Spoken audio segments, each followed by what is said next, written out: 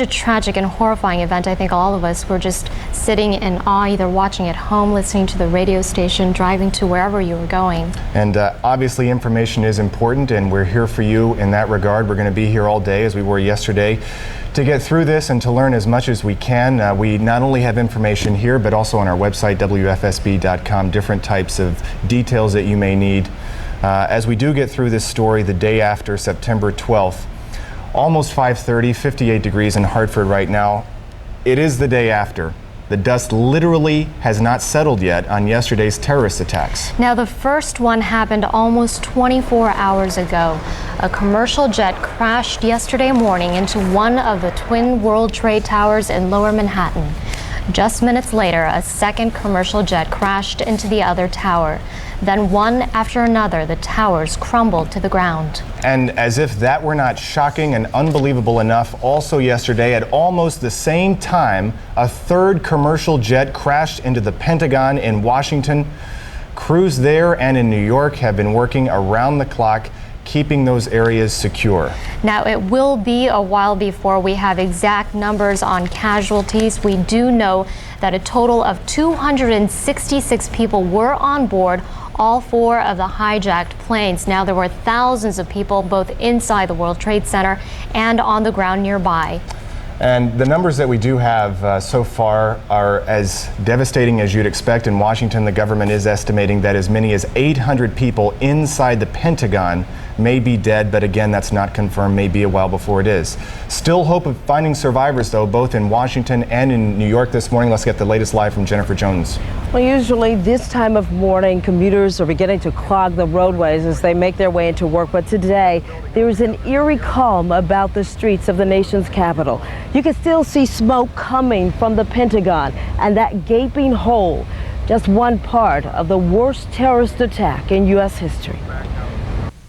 This is the scene as crews continue to search for survivors and victims. A thick coating of dust covers the wasteland of twisted steel and rubble, the remains of what was once a shining symbol of America. Just yesterday, the screams of panic and faces of horror were like scenes from a movie. Real-life terror as two hijacked airliners carrying scores of passengers slammed into the Twin Towers of New York's World Trade Center. Chaos. It's just chaos out here, it really is. So the Twin Towers fall. It's amazing. It's crazy. Meanwhile, in Washington, the Pentagon also came under attack when a third hijacked plane crashed into the sprawling military complex, killing as many as 800 people. And yet, a fourth hijacked passenger plane was reduced to rubble after it crashed south of Pittsburgh, a final blow that may have spared the presidential retreat of Camp David, the alleged target. In the aftermath, President Bush made it clear that justice will prevail for those who are responsible. We will make no distinction between the terrorists who committed these acts and those who harbor them. Back in New York, emergency crews are working at their grim task. While the full extent of the damage and loss of life remains unknown, the heart of America has been changed forever. Now, rescue workers have set up a makeshift morgue outside of the Pentagon as they pull bodies from the debris. Meanwhile, sources say the FBI is searching sites in Central and South Florida as they work and learn of information that placed supporters of Osama bin Laden aboard the crashed jets. That's the latest live from Washington. I'm Jennifer Jones. Now back to you. All right, thanks, Jennifer. Thanks so much, Jennifer, for that live report. As Jennifer just alluded, search crews are digging through the rubble of the World Trade Center this morning and will be for some time to come. Up to 11,000 firefighters were called to that chaotic scene. Now, some are charged with the grim task of searching for their colleagues. Channel 3's Tasha Jamerson is in New York City with the story. Good morning, Tasha. Good morning, Ellie. Good morning, David.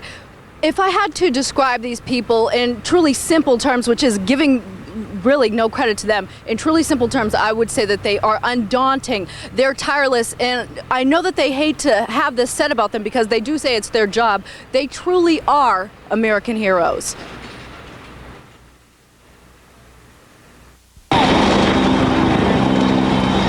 This is what rescue crews are dealing with. Unbelievable destruction, almost unbearable carnage. A whole lot of things. The building was totally demolished. The bottom part of the building was in flames. The top part of the building was totally gone. And the second building collapsed later on in the afternoon. Everyone ran for cover, and it's about how it ended. It was totally devastating. These men and women bravely dealing with that devastation that is now ingrained, burned into our history. The history Paula Tracelis doesn't know how she'll explain to her baby. I'm thinking about the world, and I'm thinking about that it's so calm and quiet everywhere, and then at the same time people might be buried alive, dying in this very moment, and I just wish I could help. I wish I could do something.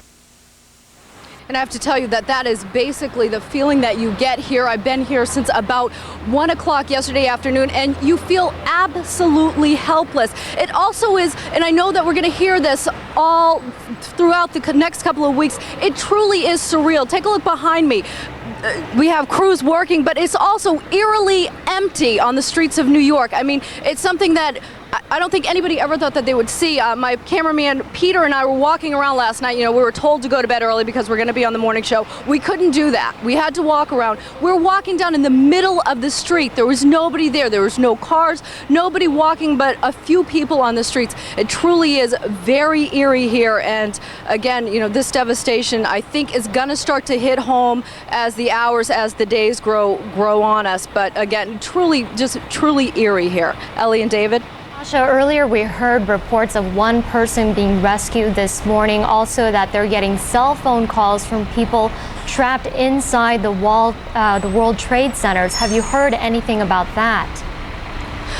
Ellie, we have not even been able to get close to ground zero down there. What you're hearing is basically what we're hearing. Yeah, that yes, they are still getting cell phone calls, that they are continuing to dig through that rubble, that they are rescuing people. But I apologize, we just really have not been able to get down here. You see behind me, basically every street is blocked off, and it's virtually impossible to get down there. All right, thank you so much, Tasha. Quite a different Manhattan. Obviously, a lot of security precautions being taken. Thank you very much, Tasha. We'll be checking back in with Tasha later on this morning. Now, hospitals across the state are prepared to treat the wounded victims coming from New York. Some of those wounded are being treated now. Channel 3's Kevin Hogan joins us from Stamford with more on this part of the story. Kevin.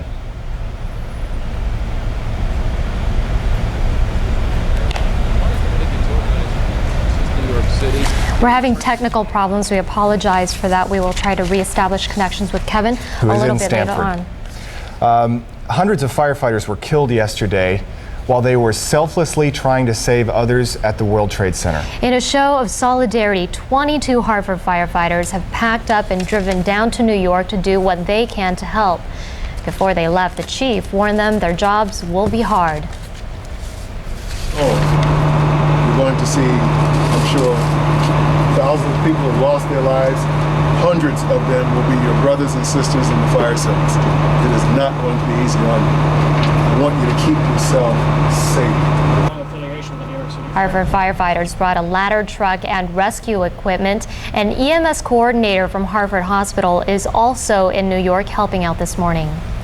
Metro North rail service to New York is expected to return to a normal schedule today. Trains going to New York were stopped for a time yesterday, then only outbound trains were running. Channel 3's Lee Ferlisi is at Union Station in New Haven this morning. Lee, this is really one of the most practical angles of this whole story, and that is getting around in a part of the country that can be the most difficult to travel. What can you tell us this morning? Absolutely, David and Ellie. The train station behind me, as you can see here in Union Station, it's relatively quiet. There are very few people going to New York City. The commuters that I spoke to are going to stops along the line to get to work, and one of the main reasons they say they want to get on the train this morning is to see if their friends who normally travel to New York are on the train. Most of them only know these people by their first name. They don't know their last names. They have no way of contacting them, and their concern is that they are not on these trains. They're hoping that they're going to see these friendly faces. This station has also become a meeting point for many families as people are traveling from New York. I'm standing with two people here who actually did not ride a train. They took a cab from New York to hear it cost them $170 just to get this far. This is Jessica Snyder. You were on a subway yesterday when the explosion hit, when the planes hit the Twin Towers. What were your thoughts when you got out of the subway? I was kind of in disbelief. I just had my headphones on and was walking to work from the subway station, and I heard it, and then I took my headphones off and people kept coming up to me and telling me the story, and just was in disbelief. What could you see? Just clouds of smoke in the horizon, and it was really eerily quiet on the street. And you said what was even more frightening was trying to get back to Brooklyn, to your home in Brooklyn, and getting on the subway. Yeah, because they blocked all the buses and the bridges and the tunnels, so I was stuck in Manhattan, and finally I took a subway. And it was so scary because it was deserted, and I felt so claustrophobic and got very panicky. And it's frightening, I know. Yeah. This is Brennan Fitzgerald. What were your thoughts? You woke up at 9:15 to hear this in your Brooklyn apartment. What did you see? Did you see anything from your apartment? Well, my friend called me just before I left for work, my roommate, and I probably would have just got on the subway and had ridden right underneath exactly when the building had collapsed. So I'm really thankful that somebody had been calling me. Why did you guys take a taxi instead of getting on a train to come home? I woke up and I felt like I was living in a different country. I felt like I was in Israel or someplace, and I don't think I'm ever going to be the same. I didn't feel safe walking down the street. So you wanted to just get home as quickly as possible and jump in a cab? It smelled so bad in Brooklyn from the ashes, and it was just a really bad feeling, so we left. Well, we're glad that you're safe and sound. Thank you for joining us this morning. David and Ellie, I have other friends who also live in Brooklyn who said that debris and ash were just spread all over their lawns, that people were buying face masks to walk through the streets just so that they wouldn't have to breathe in the air that they were just talking about, how bad it smelled and the things that were in it. And also, I'm told that the trains are running on or close to schedule, so if anyone does need to get into Manhattan, there is a way to get there. Back to you. All right, Lee, it was a powerful statement from Brenda, I think her name is. She said she felt like she was in a different country yesterday. Yes, Brennan, yes, she did. And I think most people do feel that way.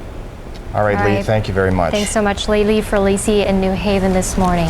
Talking about transportation, another big story today. All airports nationwide are still shut down this morning. That, of course, includes Bradley International. Airports will stay closed at least until noon today. Now, at Bradley, crews have been working to upgrade security there. They've installed jersey barriers around the perimeter of the terminal. Again, Bradley and airports are going to stay closed until at least noon today. So obviously we're going to be hearing later on this morning the latest on the status of the airports, but they're closed nationwide at least until noon today. That's the earliest the FAA will lift its ban on air travel. Now, state offices were closed and state buildings were evacuated after the attacks. The State Office of Emergency Management has been set up at the State Armory. Governor Rowland is expected to address the state from there at 7 o'clock this morning, about an hour and 15 minutes from now. Channel 3's Kara Sunland is at the Armory in downtown Hartford this morning with the latest. Good morning, Kara.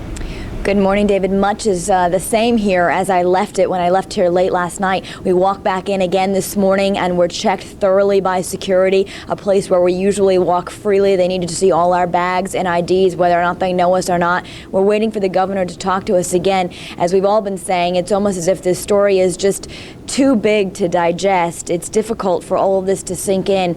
But for our leaders and our military here, this day must go on. Governor Rowland says he will reopen all state and federal offices today. He is urging everyone to return to work and school. And in this darkest hour, the governor says it is a chance for Connecticut residents to shine for their neighbors in New York. I believe that the people of Connecticut have the faith and the resolve to get through this crisis and to help our neighbors in New York. And I'm counting on them. This will be Connecticut at its best, reaching out to our neighbors and to our Connecticut residents that have been impacted by this tragedy. Certainly the Connecticut residents who've been impacted most, it's those who have friends and family, and many of us do in New York, and he acknowledged that the frustrating part may be just waiting and trying to communicate with those that you know and love in New York City. We know that a lot of the cell phone towers were knocked down that were on top of the World Trade Center. I myself have still had difficulty contacting friends, as I'm sure a lot of the people here have talked about that. He urged everyone to be patient. There was some talk of getting a 1-800 number going, but he said it's just too difficult to get that information from New York. So for now, Connecticut residents need to be patient. And he says informal communication is the best way. He's also, again, just urging everyone to stay strong and do what they can to help their neighbors in New York. He has loads of 20 heavy pieces of equipment waiting on the state border to go into New York to help with the rescue effort if they're needed. Again, the governor will come and brief us at 7 o'clock this morning. He'll address the state again, and we'll be here to carry that message to you live. Let's go back to you. All right, thank you so much, Kara. Kara Sumlin reporting live this morning from Hartford. You would be hard-pressed to find an area of American life not touched by yesterday's tragedies. As we mentioned earlier, airports nationwide shut down due to security concerns and will be closed until at least noon today. Financial markets closed yesterday, and in fact, they will remain closed today. The United Nations building was evacuated as well, as was America's tallest building, the Sears Tower in Chicago. Baseball's major and minor leagues canceled all games scheduled for last night, and Walt Disney World in Florida shut down following the attacks. Unfortunately, this is not the first time the World Trade Center has been a target of terrorism. Our own Scott Haney was working at the top of one of those towers when it was bombed by terrorists back in 1993. Scott joins us live from Manhattan. Good morning, Scott. Good morning, David. Good morning, Ellie. It is frightening. That's what the word is that comes to mind. I never looked at the skyline quite the same as when I was back in that Tower of Terror that I called it. I was on the 95th floor working for Sumitomo Bank when that bomb went off. But the good news for me was that there was still a physical structure to be able to walk down 95 flights. For these folks that went through the horror of yesterday, unfortunately, that was not an option for many of them. What you're seeing behind me, David and Ellie and everyone, good morning for waking up. Good morning waking up with us. You're seeing a busy street. This is the corner of West Houston and 6th Avenue, where normally you'll see pedestrians starting off their work day. People do go to work early here in the Big Apple, but today there are no taxis here. There are just dirt trucks filled with dirt to try and calm some of the debris down, and empty trucks going in to get some of that debris. You can just see it is backed from miles. You can see at least a mile's worth of trucks, just payloaders coming in, and they're going to be getting ready for the cleanup and some recovery efforts today. So they've got a big job ahead of them. I want to talk a little bit about yesterday. Some of the questions that I heard. I was on the corner of 20th and 2nd Avenue, and I have to say, just a few of them, Dave and Ellie, if I can share them. People coming up to us all day. Can I get from one area to the other? Do I have to walk across the Brooklyn Bridge? Do I have to walk across the 59th Street Bridge? These are bridges that, you know, some of them you can walk across in normal pedestrian lanes, but not usually for a foot traffic. And I saw them being herded, people literally being herded onto the 59th Street Bridge yesterday. It was just an unbelievable scenario. Here's another question. Can you tell me if where I can go to give blood? Some of the blood centers were so overwhelmed with people donating that they had to literally close the facilities. There are 170 hospitals here in New York, and all of them are accepting blood. And I'm sure if you go to any one of the number of hospitals in Connecticut, you can give your blood too. They are in need of O positive. So that is the shortage there. They're looking for O positive blood. Little boy came up to me, he was about 10 years old, and he said, are we gonna die? And I looked at him and I said, no. I said, I think the worst is over for now. And that was my best guesstimation, because at that point there was still a lot of activity going on. And I just said, stay close, you know, stay with me. We're gonna make it through this. It's gonna be okay. And then later on I saw his mom, and I got a chance to talk to her. And another individual, a little kid, came up to me and said, if I get a piece of the World Trade Tower, will it be worth something someday? A souvenir. The questions were almost surreal, and kids ask the strangest questions, and you have to just go along with the flow. So it was a day of army trucks moving down 2nd Avenue, of Humvees with camouflage. It looked like a complete war zone, and unfortunately I think that is going to continue for at least today. But you know what? We're Connecticut. We're from Connecticut. We're from the greatest nation in the world, and by God, we are going to get through this together. David and Ellie, back to you in the studio. We agree with you there, Scott. Now, Scott, you were there yesterday, right? When this happened? Yeah, it was pretty horrible. Yeah, I was midtown. I was at 55th and 5th Avenue, at about 8:45 yesterday. I was trying to get my hair cut, which didn't happen. The people from the salon had come out, women in their curlers, and they had gathered around the television. There was an appliance store next to the hair salon, and they had gathered around to see what was going on. And television attracts a crowd. I said, "What's going on?" They said, "Oh, a plane hit the World Trade Tower."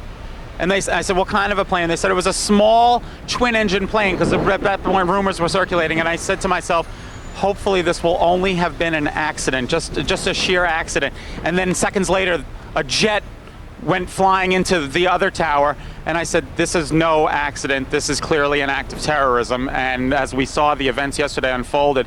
But David and Ellie, I have to say, there is nothing in the minds of people this morning except this. If you eavesdrop on some conversations, yesterday I had a chance to rollerblade down 2nd Avenue on my way home. We had an opportunity to listen to some of the people.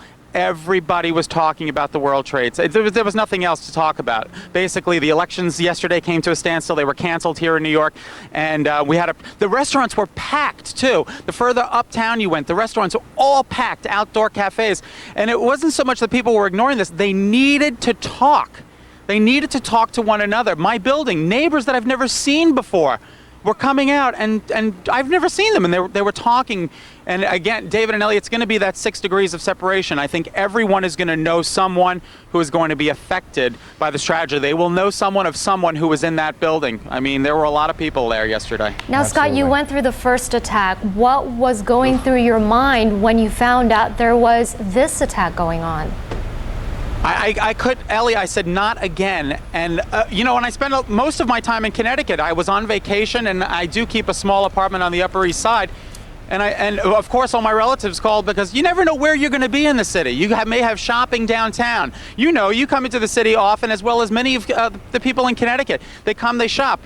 Phone started ringing off the hook as soon as I got home. Are you okay? Are you okay? Are you okay? I said, this time I was not in the building. Close, but no cigar. But I feel for, yesterday there was a man who talked to me.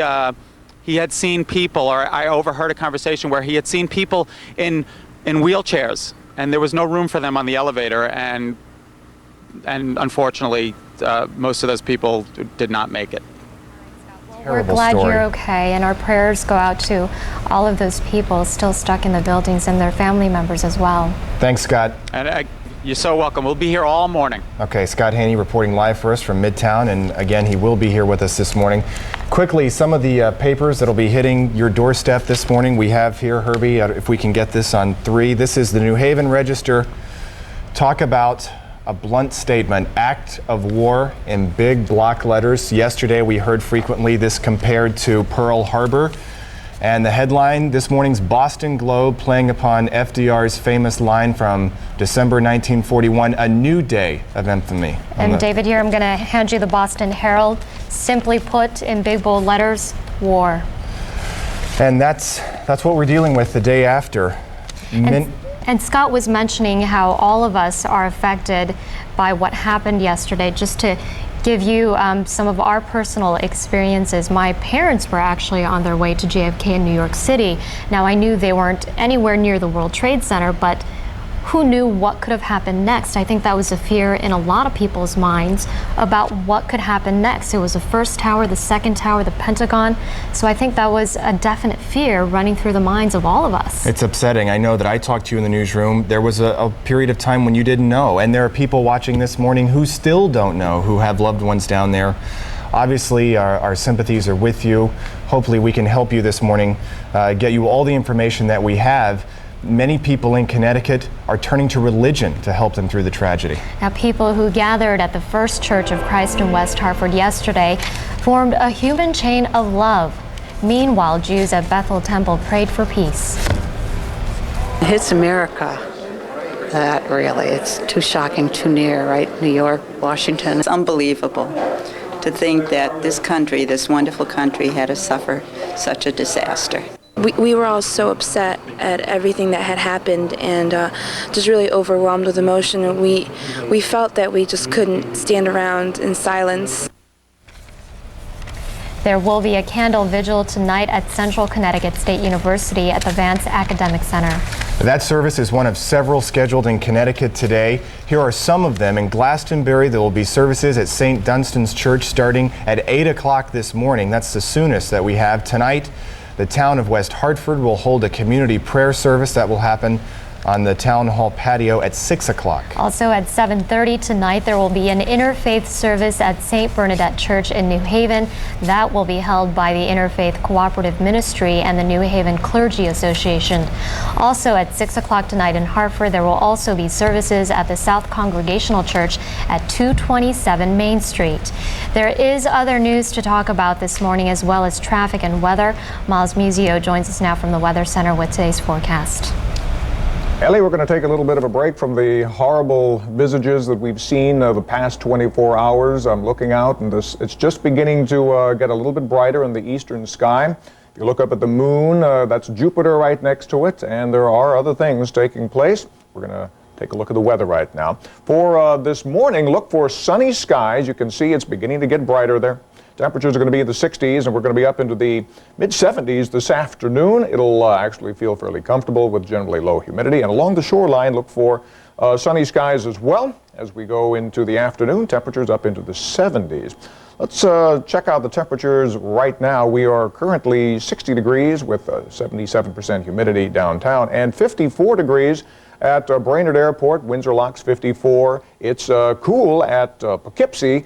48 degrees right now, and 46 up in Springfield, so we got some cool patches out there as we've had some clear skies overnight, generally dry air, and generally calm conditions, and that'll give you some cool temperatures. As you can see, just a high pressure pushing on in, and that hurricane that we've been looking at for a couple of, about a week now actually, Hurricane Erin continues with 90-mile-per-hour winds. It is pushing to the south of Nova Scotia, is going to completely move off to the east. Now, tropical depression number 8 is expected to develop into a tropical storm and perhaps affect the Apalachicola area right around Florida. For us, look for a nice day today and a fairly nice day for the beginning of tomorrow, but late tomorrow we will see a cold front approach, and with that a slight chance for showers late on Thursday going into Friday. South wind 10 to 15 later this afternoon in the marine environment, 1 to 2 foot seas, and it is mostly sunny at the beach.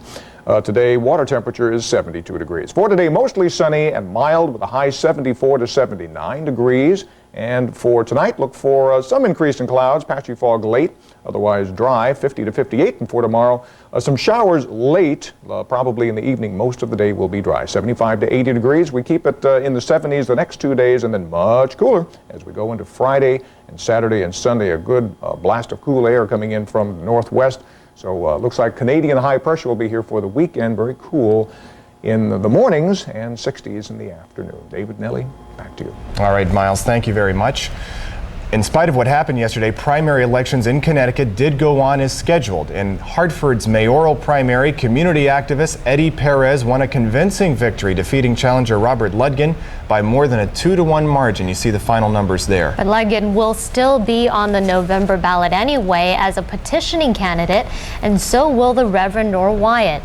They'll face Republican Robert Yakamachi. Mayor Mike Peters decided not to run for re-election.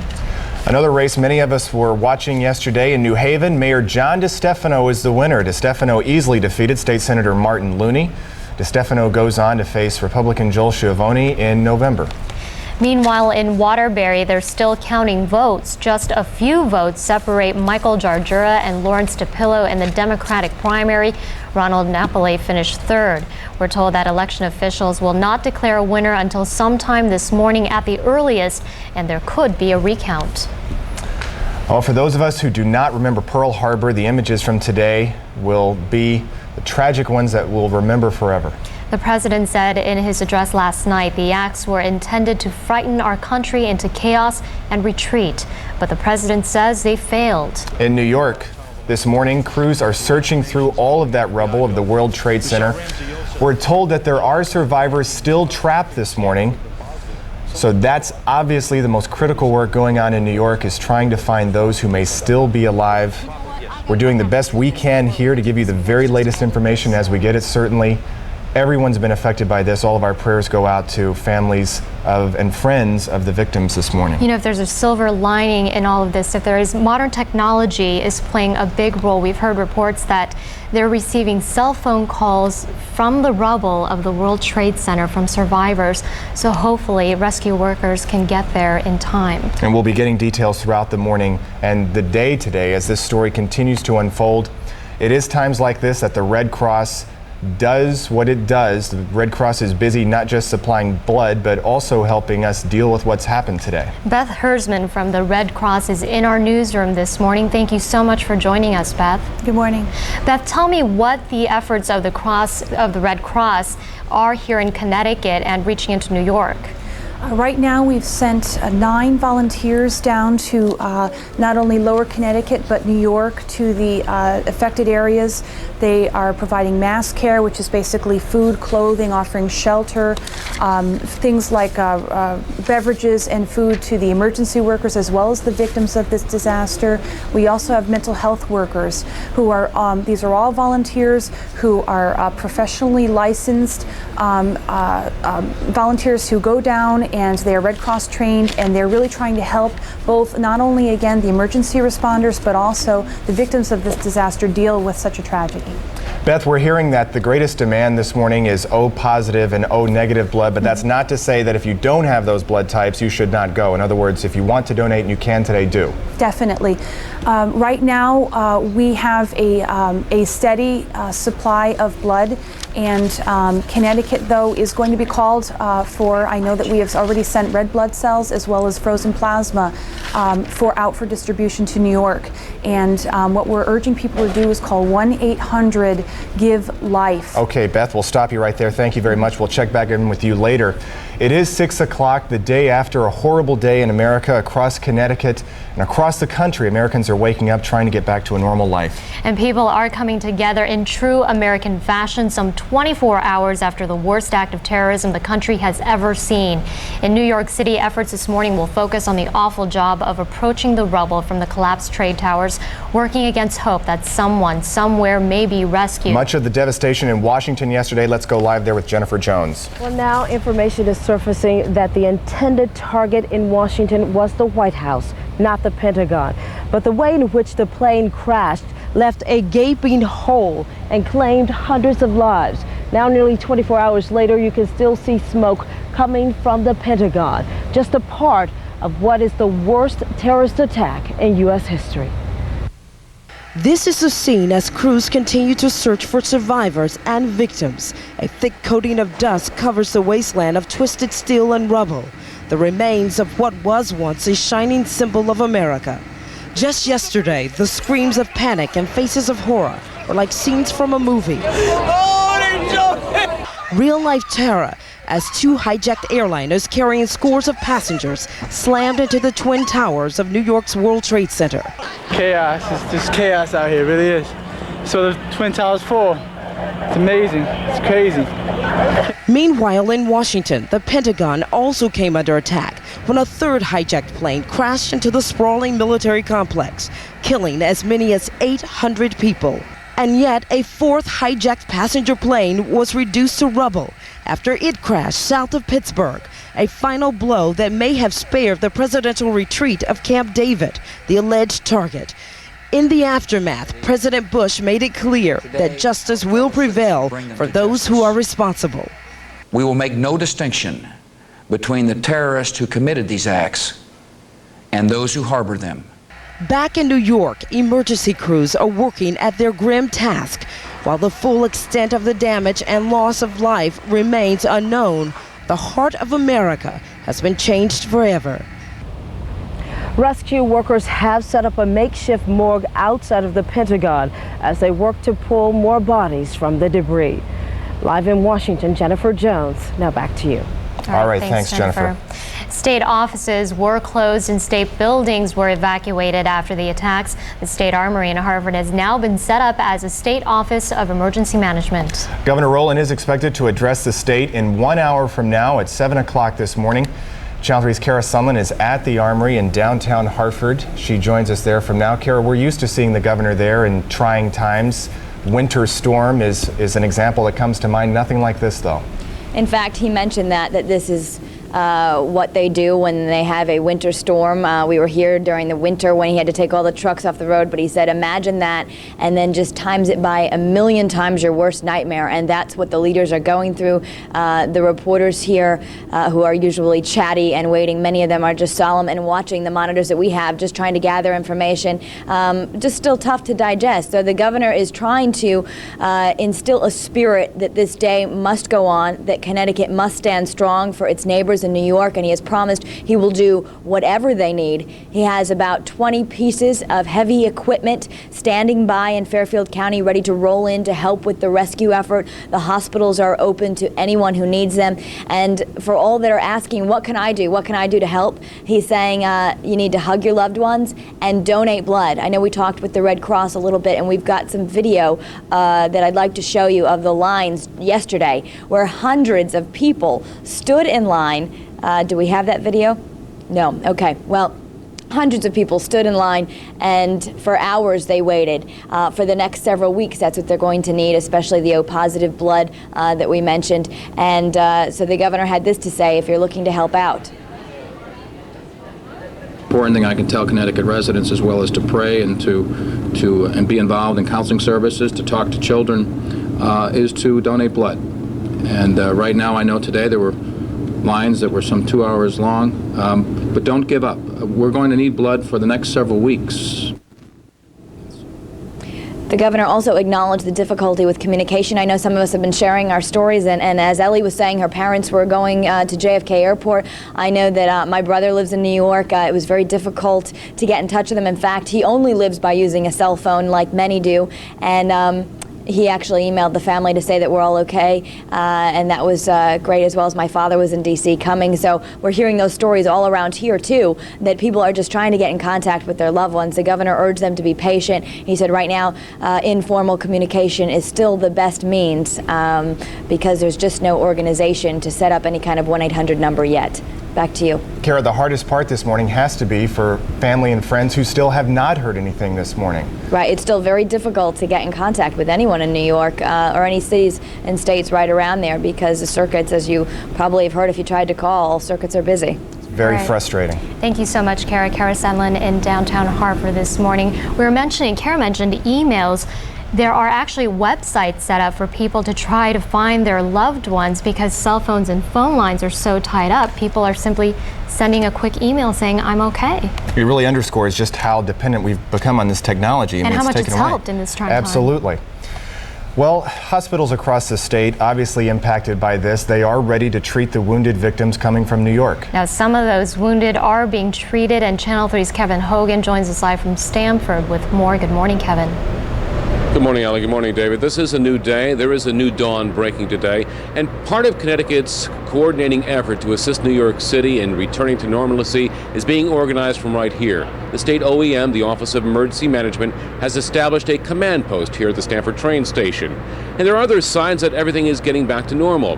Tractor trailers are again rolling on I-95, both north and southbound, delivering goods as well as service to both Connecticut and New York.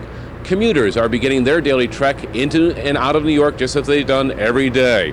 And last night we witnessed right here from this very platform other reassuring signs as those commuters who were down in lower Manhattan came back home into the arms of loved ones and looking for medical care. As commuters got off in Stamford, they were warmly greeted and held tightly by loved ones who had feared the worst. This scene was repeated again and again. At Stamford Hospital, emergency crews stood by, ready to provide medical assistance. 2 people were treated and released for respiratory ailments suffered by the dusty debris.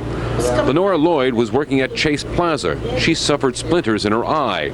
She was working on the 7th floor. When the second explosion came, I heard the rumble. This is when the head of the department said, everybody get out of here. So I picked up my bag and we all ran down to the plaza. The plaza is a big open place where we could see the World Trade Center. And I stood there watching this building burning. It burned for a little while. I left and I came back to meet my friends, my co-workers on the plaza. They were all gone. And as I turned around, I just saw this building coming down. And last night, before we finished our broadcast here, one of the last trains, commuter trains that pulled out of New York, heading towards New Haven, pulled up, and off came my nephew, David Hogan, who's a young conductor on Metro North Railroad. And he asked me, "Hey, Uncle Kevin, what's up?" And I said, "David, everything's going to be fine." And that actually mimics what the chaplain for the Stamford Police Department told me. Have faith, because everybody who's coming into and out today of New York will have to have faith in order to get by. David and Ellie, back to you. All right. Glad to hear he's okay, Kevin. Thank you very much, Kevin Hogan. He's doing fine. Good to hear it. We'll check back in with you later, Kevin. Kevin in Stamford this morning. Thanks so much, Kevin. Hundreds of firefighters were killed yesterday while they were trying to save others at the World Trade Center. In a show of solidarity, 22 Hartford firefighters have packed up and driven down to New York to do what they can to help. They took a ladder truck and rescue equipment. An EMS coordinator from Hartford Hospital is also in New York helping out this morning. Search crews are digging through the rubble of the World Trade Center this morning. Up to 11,000 firefighters were called to the chaotic scene. Now, some of them have the horrible job today of searching for their own co-workers. Channel 3's Tasha Jamerson is in New York City this morning in Midtown with more on this part of the story. Tasha, good morning. Good morning, David. Good morning, Ellie. You know, the sun is just starting to peak over the horizon here. The city's starting to wake up. I'm guessing the city really never slept. People here, you look behind me, the police behind me, they definitely have not slept. Another person who hasn't slept is this fellow, Mike Verney. He just came up to us, started talking to us. You just came back from Ground Zero. Tell us what you saw, what it's been like for you, Mike. I really can't explain to you what I've seen. It's just beyond anyone's imagination. You have cops and firemen walking, contributing to the rescue attempt, and just dazed. They can't believe what they see themselves. There's just mountains and mountains of rubble and chunks of building and whole stories still intact, sitting in the street. There's automobiles just burnt beyond recognition. Now, you were saying you can't even imagine. You've never seen anything like this, even in the movies. It's unbelievable. I have to mention that Mike has soot on his feet, the soot that we are getting so used to seeing. You also smell like smoke. I mean, is it just overwhelming there? Yes. You can't walk through there without a face mask on. It's just, it's so visible what's floating around in the air. It's going to take a long time for the city to clean this up alone. How long have you been here, Mike? Since about 10 o'clock yesterday morning. And you have not slept at all? No, not a wink. I've tried. I can't get this out of my head. Thank you very much, Mike, for joining us. And as Mike was just saying, I mean, it's almost indescribable here. Also, though, this feeling of wanting to share. I mean, we're sitting here getting ready to go live, and Mike just came up to us and started talking to us. So, again, a very surreal feeling here. And I think that we're going to get sick of hearing that word, but it's just so appropriate for what's going on here. Very surreal. You just can't believe what is going on. And again, we are about 10 blocks from where the World Trade Center used to stand, and you could just see some rescue crews going by behind us. That's basically the only traffic on the streets right now, rescue crews or demolition crews, people going in there to try and get some of the soot and some of the debris out of there. But again, very surreal here. Ellie and David, back to you. Tasha, we're hearing that the debris there, obviously these buildings, 110 stories, the debris alone is 5 stories. So you can just imagine thinking of a tall building all the way up to the 5th floor is how high this debris is. Yeah, David, and you know, I mentioned earlier, Peter McHugh and I, my photographer, walked around the streets last night trying to get as close as we could. We probably only got to maybe 6th Avenue at best. We could still smell the soot. You could still see the mass on the ground. It is going to take a very, very long time to clean up here. All right, thank you so much, Tasha. Tasha Jamerson in Midtown this morning. We'll be checking back in with you a little later on. Thank you very much. 6:13, Tasha alluded to the catharsis that we all have the need for this morning in talking. It is hard for all of us to deal with this tragedy. Counselors across the country are being called upon to help Americans grieve. Leanne Meldow is a grief counselor from New Britain General Hospital, and she is in our newsroom this morning. Thank you so much for being here, Leanne. Well, thank you. Leanne, can you tell us, this is such a horrible disaster for us to imagine. How do we talk to our kids about this? Well, being honest is really important. I think that's the primary thing in sticking to the facts. However, being really careful of the flooding of information. Obviously, in the media, it's a major, major issue.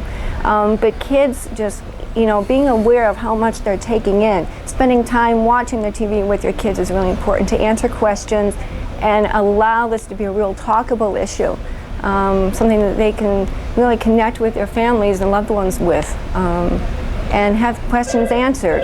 And Leanne, that's actually a good point that you bring up about the balance between being honest and not providing too much information. I know my daughter is 5.5, and even before this, she was going through a stage where she was having nightmares, waking up at night, afraid of monsters and that type of thing. How do you strike the balance between being honest but not giving too much information so that you don't scare smaller children? Right. Well, I think it really comes down to a lot of it is around parent reaction. Again, being honest that this is terrifying, it's upsetting, it's confusing, but at the same time, watching the reaction that parents may have in terms of kind of exploding with their own anger and so forth, because children are like magnets and sponges, and they will really pick up reactions from parents more so and other caretakers than anyone else. So being honest, but connecting with adults if there's a lot of emotion that you need to release. Leanne, obviously there's a lot of coverage with us being on the air as well as numerous media outlets. Should we restrict how many hours children watch the coverage, how much they're seeing, and how much they're exposed to? Yeah, I really certainly think that's helpful, because again, children are often flooded, and they just cannot take in the amount of information and the repeated pictures of fires and explosion. It's just overwhelming for them, and they developmentally they're just not able to take care of themselves that way.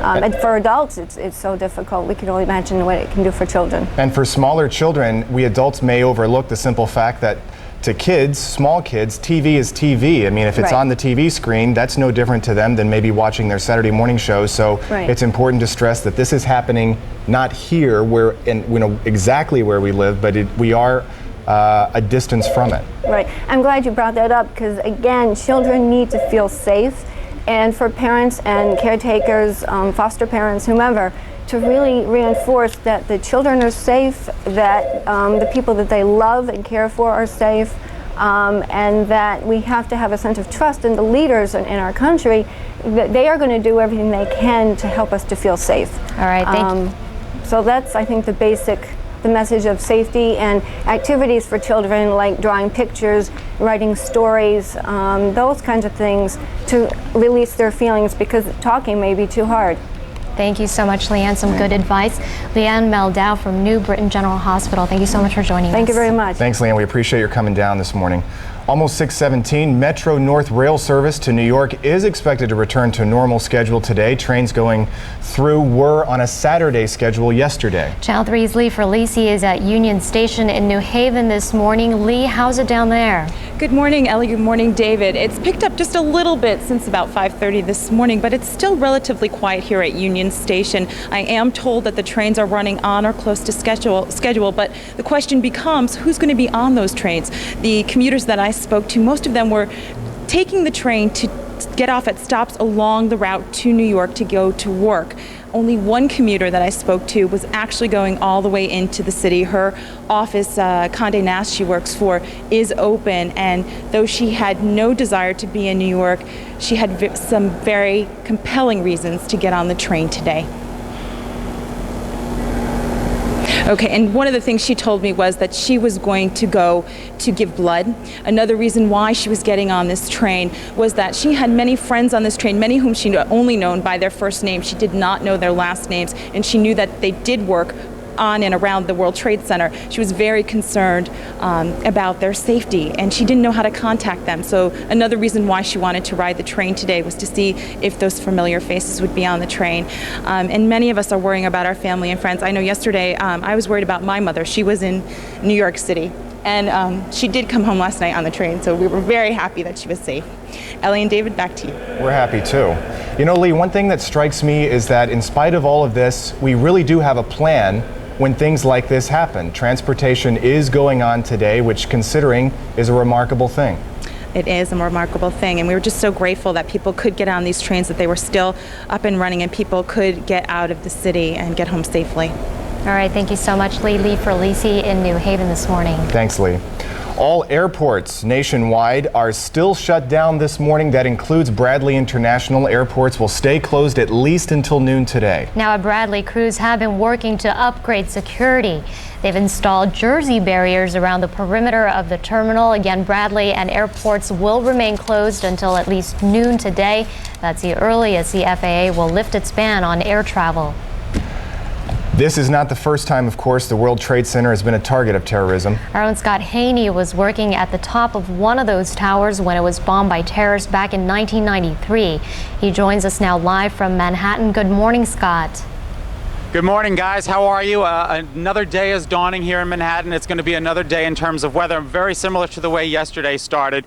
Unfortunately, the clouds started to fill with smoke. We're shrouded with the remnants of what used to be the World Trade Center. We just want to share a couple of other stories with you. I was on the corner of 20th and 2nd Avenue, which is now the new command post where they have relocated for the entire operations. I saw Governor Pataki, Mayor Giuliani. Everybody was being ushered into what was the police academy there for 1,200 new recruits who will be joining the New York City police force. That has now become the command center here, and that's where all the information is disseminating from. And I was standing there, and this young gentleman came over to me in a cadet uniform, and he said, "You're from Channel 3?" And I said, "Yeah, up in Hartford." He goes, "I grew up in Newington," and his name was Jim Reinbolt. And I said, "Jim, what are you doing?" He said, "Well, I'm a cadet, and this is my 3rd month of training. I moved down to New York City, and we were sitting in class, and they came up to us, and the door opened, and one of our captains walked in, and he said, 'A plane struck the World Trade Tower.'" Now, they all said that they looked around each other and kind of chuckled. They thought it was some kind of a drill to see how that the cadets would react to a situation like this. And then when they got down to business, they realized that this was no joke and that an actual plane had struck, 2 planes had struck the World Trade Center. So just again, some of the surreal stories. Another good friend of mine, Ray Joyce, I've known him for years. He works in the World Trade Tower. He gets to work at 9:30 in the morning, and when he walked in, just as he was entering the building, that's when the first plane struck, and he stepped back. He didn't go into the building, and he looked up, and he just stood there for a couple of minutes, and it was long enough time that the second plane struck the building, and before you knew it, he was in up to his knees with debris, and he was running for his life. And then after that, he started to tell me about the experience of what it was like to witness people literally jumping out of a building. Sir, why don't you come on in here? We'll talk to you. Come on in. We have an eyewitness for you. He was here from beginning to end, right? Give us your full name. Yes, good morning. My name is Nicky Ward. I'm working for Park and Recreation, City of New York. And yesterday, around 9 o'clock, I was on 6th Avenue and 3rd West. And I see the plane fly just right above my head. And I follow the plane because I believe it's something wrong with the plane. It was too low. Yes, it was just right above the tree. And when I follow the plane fly, I see when he directed the plane right in the tower direction. And I said, wow, maybe it's a mechanical problem. So, and I just watch the plane when he hit the building and disappear in the building. Can you believe it? I can believe. I believe it's a show. I believe it's, like it was like a movie. It was worse than any movie. It's incredible. But anyway, I continue to watch and to watch and to watch, and I see the smoke goes over for the building. Was anything else than flame and smoke. And not long ago, I see another bad explosion because it was from another section, and I can't see another plane, but I see a big ball of fire and explosion. A horrible day. Horrible. And in that moment, I said, no, that's something wrong. Is not just accidental. And after that, I continued to watch all of the scenario, and finally, I was witness for collapsing of building. But before that, because I have a bike and I just run next to the area, and I see myself when the people jump from the window. That was too much. It's too much. I can't believe it. Okay, thank you very much. We want to thank you for your work. Again, you can see behind me, if you have plans to come to Manhattan today, don't. It's just simply the bridges, the tunnels, everything is still closed. There are physical barricades starting at about 6th Avenue and 14th Street. 14th Street is the furthest south that you can get today. There is still a lot of city behind 14th Street. And in order to get past these barricades, you need to show physical ID that you live in some of these buildings. That's the only way you're going to get by. So that's about it from here for right now. We're going to talk to a few more people, David and Ellie, about what it's like to live in New York City, and are they afraid now to be here? All right, we'll check back in with you in a little bit. Thanks, Scott. Thank you so much. Scott Haney from Midtown this morning. Like many across the nation, Connecticut residents came through during this time of need, coming together to help in any way they can. Close to 500 people crammed through the doors at the Red Cross in Farmington to donate blood or ask how they could help. No question, the demand for blood will be extreme as the number of injuries continues to rise. The Red Cross says this emergency blood drive is no doubt their most attended blood drive ever. The Red Cross has a number of blood drives scheduled across Connecticut today in Bridgeport, Hartford, East Hartford, and New Haven. If you would like to donate, you can call the Red Cross toll-free at 1-800-GIVE-LIFE. A list of blood drives is also available at WFSB.com. Now, President Bush did address the country last night at about 8:30. He said in a live address that acts of terrorism will not stand and that American resolve will be strong. Good evening. Today, our fellow citizens, our way of life, our very freedom came under attack in a series of deliberate and deadly terrorist acts. The victims were in airplanes or in their offices, secretaries, businessmen and women, military and federal workers, moms and dads, friends and neighbors.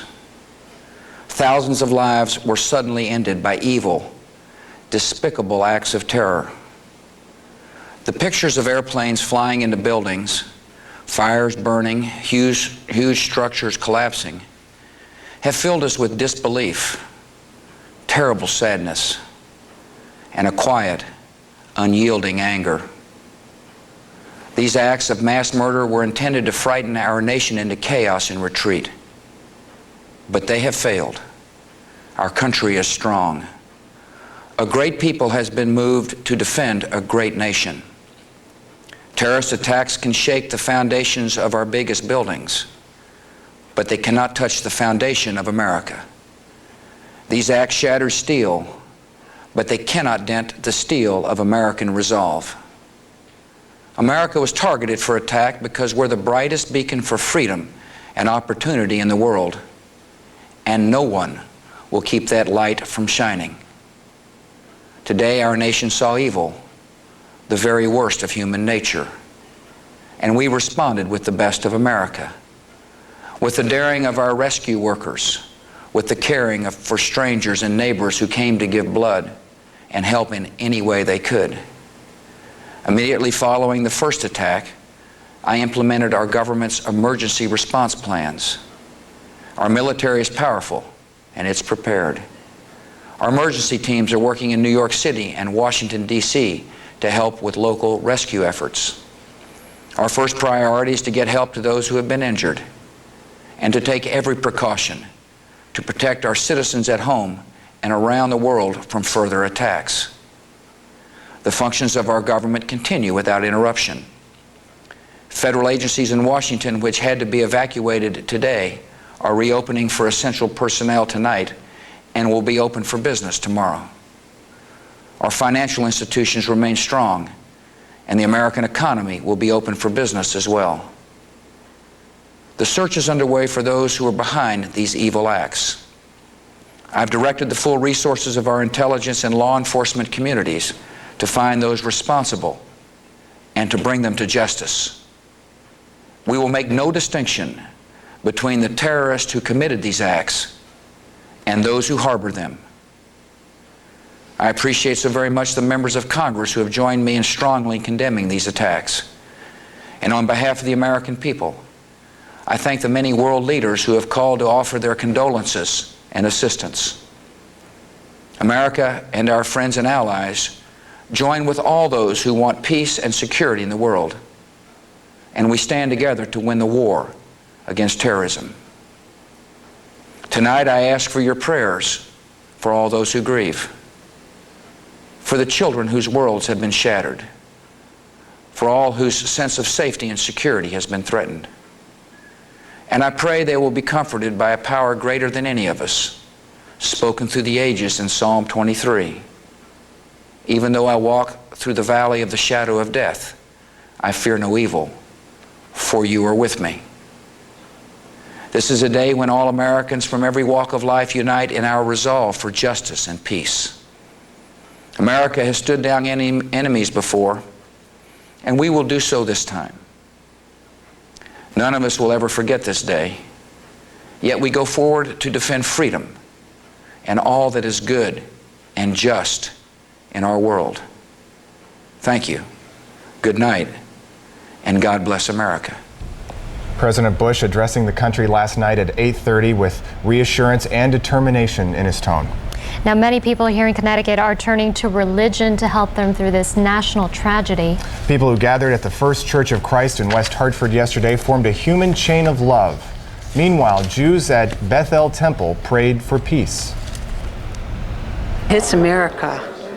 That really, it's too shocking, too near, right? New York, Washington. It's unbelievable to think that this country, this wonderful country, had to suffer such a disaster.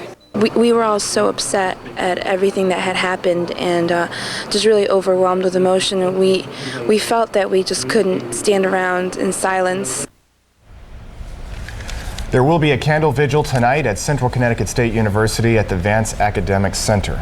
Now, that service is one of several scheduled in Connecticut today. In Glastonbury, there will be services at St. Dunstan's Church starting at 8 o'clock this morning. That's only 90 minutes from now. Tonight, the town of West Hartford will hold a community prayer service. That will happen on the Town Hall patio at 6 tonight. At 7:30 tonight, there will be an interfaith service at St. Bernadette Church in New Haven. That will be held by the Interfaith Cooperative Ministry and the New Haven Clergy Association. Also at 6 o'clock tonight in Hartford, there will be services at the South Congregational Church on 227 Main Street. It's 6:31 now. Life does resume today, and no matter what happens, weather is always important to all of us. So Miles is here this morning with what we can expect today. Good morning, Miles. Good morning, Miles. Good morning, David and Ellie. Yes, the sun is rising right now over Hartford and this resilient, great nation of ours. It is a new day, and it's going to be a good one, too. Here's what we got outside. It's currently clear, and it's 59 degrees, 80% humidity. The wind's generally light. Let's take a quick look at the satellite picture, and you'll see generally clear skies across the region. We do have Hurricane Erin way off to the east of us. Let's go to the Weather Pro here, and that'll show us the satellite picture. There you go. And you can also see there is a high pressure pushing into the region. Also a cold front off to the north and to the west, and that is going to move in our direction tomorrow, and it will give us a chance for some rain late tomorrow. You can see Hurricane Erin moving off, not a problem for anything but the shipping lanes perhaps, and Tropical Depression number 8 down to the south will be moving into Florida. There's tomorrow's weather map. You can see Friday we could actually see some clouds in the morning, but an improving weather map as we go into the rest of the day. Today and tomorrow we're up into the 70s. Friday and Saturday and Sunday we're in the 60s, so cooler, and a few showers late tomorrow, but today and most of tomorrow will be dry. David, Nellie, back to you. All right, thank you so much, Miles. Now to recap what's going on this morning. Yesterday, 8:45, the first jetliner crashes into one of the towers at World Trade Center. The second one crashing about 18 minutes later. 4 total airlines hijacked. All crashed, about 266 people on board those 4 planes. Obviously, thousands of people involved in New York at World Trade, and then 800 people, up to 800 in the Pentagon in Washington. Devastating day yesterday, and that's certainly underscored in some of the papers that you'll be reading this morning. This is the front page of the Hartford Courant, and talk about a remarkable headline: Act of War with chilling precision. Terrorists deliver death as America watches helplessly. We've also got the New York Post for you, and it echoes the same headline. Should I give it to you, David, to get a closer shot of that? Camera 3. It says Act of War, echoing the same sentiment as the Hartford Courant. And yesterday we heard a number of references to Pearl Harbor. The front page of the Boston Globe, playing upon FDR's famous statement back in 1941, that was a day to live in infamy, a new day of infamy, according to the Boston Globe. Some of the headlines underscoring a stunning day yesterday. Today is a day to move forward, to try to cope the best we can, and we're here to do what we can to provide all the information that we have for you as it comes in. Of course, some of the major questions that we have today: who did this, why did it happen, and so on, we still don't have, frustratingly enough. Information continues to flow in this morning. Obviously, no casualty numbers yet, although there are estimates. You mentioned earlier around 800 at the Pentagon, estimates at the World Trade Center going up to the thousands. Today here in the state of Connecticut, Governor Rowland is urging everyone to get back to business as normal, and he is expected to address the state at about 7 o'clock in about a half an hour from now. And he's going to do that in about 30 minutes. Kara Sunland is standing by live at the Armory with more on that. Kara, good morning. Good morning to both of you. The governor is expected to arrive here within minutes because he is expected to address the state at 7 o'clock. He'll go into the fish tank, is what it's called, just over there, and be briefed by all of his high-level staffers. Many of the military personnel have not even gone to sleep since yesterday. A lot of tired faces around here, and a lot of people just still trying to take it all in. Our leaders and our military, they may be our protection, but it is difficult to understand still what happened yesterday in New York and with our neighbors. The governor is urging everyone to go back to work. He's reopening state and federal buildings. He's asking people to go back to school, and he's promising Connecticut residents that they are safe. He's also promising to assist New York in any way he can with machinery as well as hospitals to rescue people. In the meantime, he's asking Connecticut residents for their prayers and to stand strong.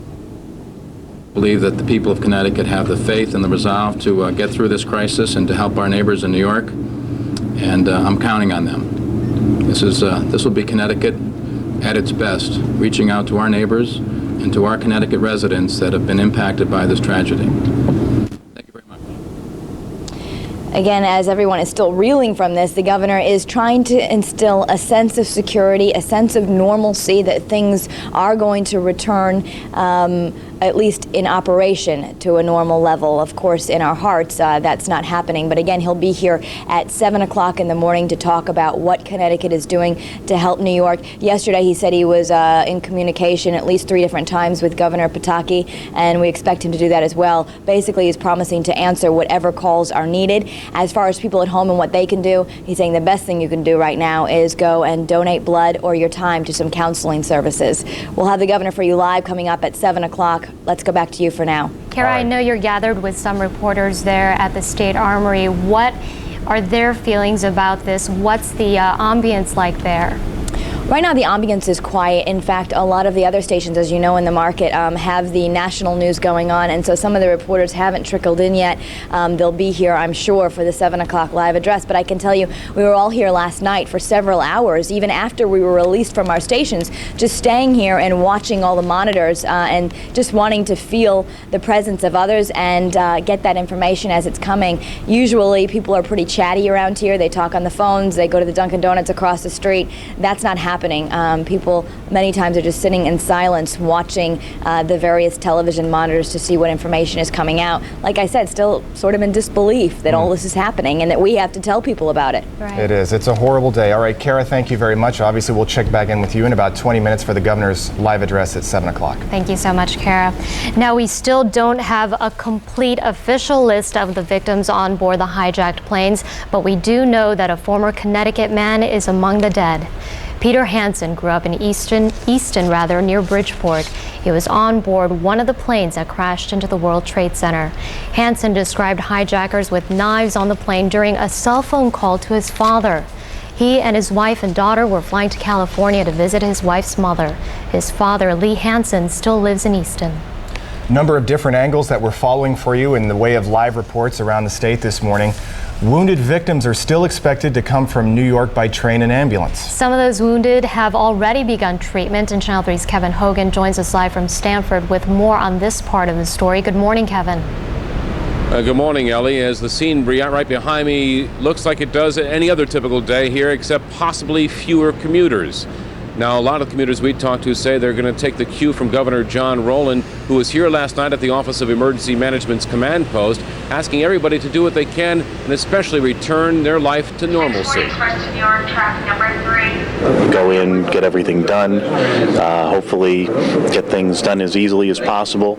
I would say in the industry, people have been very accommodating, and it's people have really come together, helped other people out, and just really a matter of getting your job done and going home to your family. 125th Street, Greenwich Terminal, track number 5. They're a little fearful of it, according to what happened yesterday, and of course everybody's a little bit disgruntled and displeased about the Twin Towers because they were that was a symbol of New York City.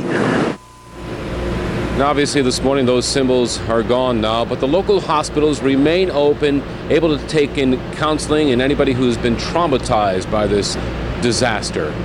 There are also counselors set up in other regional centers, and we are told also that the Office of Emergency Management is coordinating a large effort of volunteers, both fire and police personnel from Connecticut, who want to go and assist and help and relieve those emergency workers in New York who are probably at this hour very, very tired. Dave and Ellie, back to you.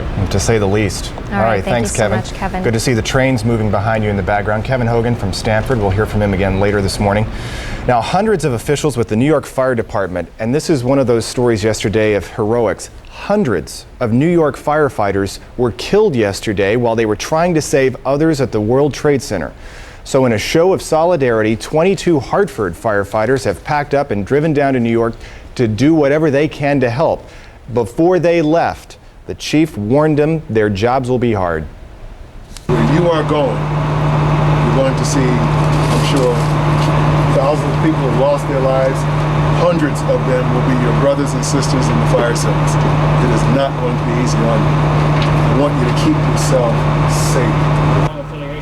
Hartford firefighters brought a ladder truck and rescue equipment. An EMS coordinator from Hartford Hospital is also in Manhattan this morning helping out. Crews are searching through the remains of the Twin Towers of the World Trade Center. 5 stories worth of debris this morning. Up to 11,000 firefighters have been called to that scene. Now, some of them have the dreadful job of searching for their co-workers. And Channel 3's Tasha Jamerson is in New York City with the story. Good morning, Tasha. Good morning, Ellie. Good morning, David. The work here has not stopped since that horrific crash 10 o'clock yesterday morning. Look behind me. You can see police officers, emergency workers. These guys have been here all night long, and I have to mention, we just saw, unfortunately, he stepped out of view. A New York Fire Department worker, he's covered in soot, got a ride up the street, and I'm guessing that he is going home. The work gonna continue for, we have no idea how long. And you know, I know that these guys do not like to, these men and women, excuse me, do not like to use, for us to use this term because they feel that this is their job, but they truly are heroes today.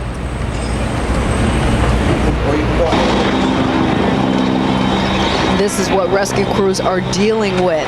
Unbelievable destruction, almost unbearable carnage. A whole lot of things. The building was totally demolished. The bottom part of the building was in flames. The The top part of the building was totally gone. And the second building collapsed later on in the afternoon. Everyone ran for cover. And it's about how it ended. It was totally devastating. These men and women bravely dealing with that devastation that is now ingrained, burned into our history. The history Paula Tracelis doesn't know how she'll explain to her baby. I'm thinking about the world, and I'm thinking about that it's so calm and quiet everywhere, and then at the same time people might be buried alive, dying in this very moment, and I just wish I could help. I wish I could do something.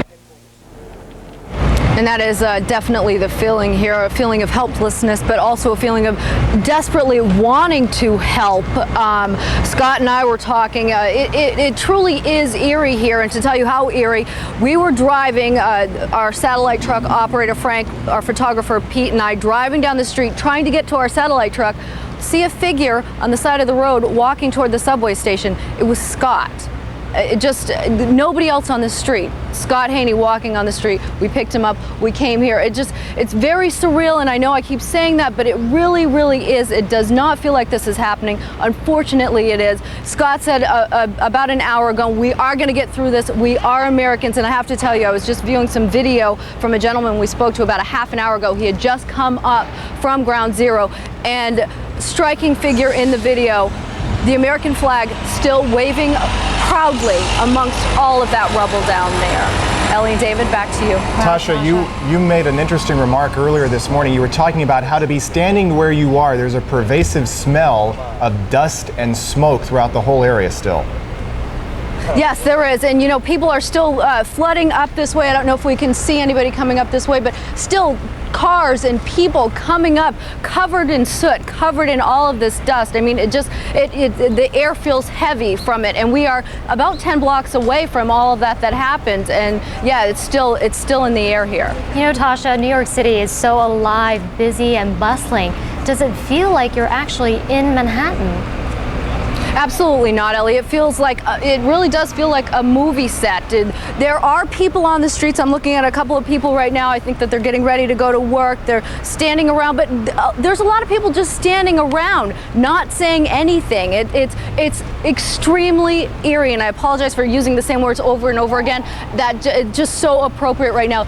There's no traffic on the streets whatsoever, aside from rescue crews and a couple of police cars and demolition crews going in and out trying to get all that debris out of there. But you can walk down the middle of the street, roll a blade down the middle of the street. We saw people playing football in the middle of the street. So it does not feel like this is New York City at all. All right, thank you so much, Tasha. Tasha Jamerson, about 10 blocks away in Midtown this morning. She alluded to Scott Haney. We will be going live to him in just a minute.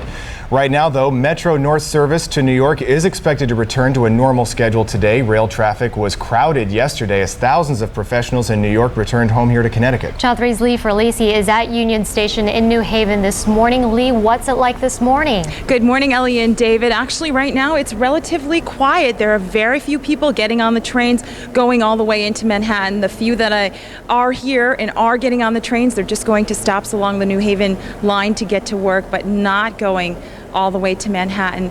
There are a lot of people who want to help out. You see these horrific pictures and you get a sense of helplessness and you want to be able to do things, and there are people out there giving blood. We just spoke to another group who was here at the train station this morning, a group of firefighters. There were 6 of them from Willington Hills who had their gear with them, their big bags, and they were heading straight into the city. They were some of the few that were going into the city because they wanted to get to Ground Zero and help out. And though one of the women told me that her family was very worried about her going there, she said she wanted to be there no matter what. Just thinking about the families. And our families, most of them don't want us to go down, but they understand. A lot of people are understanding, and they are such heroes for going down there and putting themselves maybe in the line of fire. There's a lot of dangerous work to be done down there. I was speaking to one of my colleagues, news colleagues here, someone from NPR, who caught one of the engineers just as they were getting off the 627 train. And the engineer said that normally the 627 train going from New Haven to New York has 1,000 people on it. And he said that this morning it had only about 100. So that tells you, who's coming to this train station and who's staying home. Ellie and David, back to you. That's amazing. Thank you so much, Lee for Lisi in New Haven this morning. Thank you, Lee. It is true, not a single person has been unaffected by everything that happened yesterday. Last night, President Bush spoke to all of us in a live address at about 8:30. He promises swift retribution against the people responsible for yesterday's attacks. Addressing the nation from the Oval Office, Mr. Bush called on Americans to persevere. These acts of mass murder were intended to frighten our nation into chaos and retreat. But they have failed. Our country is strong. A great people has been moved to defend a great nation. Terrorist attacks can shake the foundations of our biggest buildings, but they cannot touch the foundation of America. These acts shattered steel, but they cannot dent the steel of American resolve. President Bush, a live address from the Oval Office last night at about 8:30. President also says anyone who helped or harbored the terrorists responsible for the attacks will also be punished. Now, this is not the first time the World Trade Center has been a target of terrorism. Our own Scott Haney was, believe it or not, working at the top of one of the towers when it was bombed by terrorists back in 1993. Scott is live in Manhattan this morning. And Scott, in a remarkable twist of fate, you were also not too far away yesterday. I was midtown, David and Ellie, and it was quite an experience to look up and see plumes of smoke and not know what it was. It was an incredible sight. I want to bring you over here and show you just actually some of the trucks we have got going down the street. These are truckloads of emptiness. They are going in for debris, and you can see the street just completely lined up with just sanitation truck after sanitation truck. Once these trucks get there, then they've got to start the very painful process of going through the debris. Now, we have been telling you all along, as you know, the World Trade Towers comprise about 110 stories each. That's 110 floors, but after speaking to some of the workers who have been in there, and you can see more emergency vehicles getting ready to enter the way. These are the only vehicles that you are going to see passing by in this area of the city. We are on West Houston and 6th Street. But they tell us that there are actually 128 stories in each of those buildings, even though there are 110 floors, because there is space in between each of those floors. So you've got 128 floors coming to a crashing ground, and you've got 5 stories high of debris. Now, we've also been taking a look at some of the debris fields on home video that we have been privileged to see here, and it's just an incredible scenario.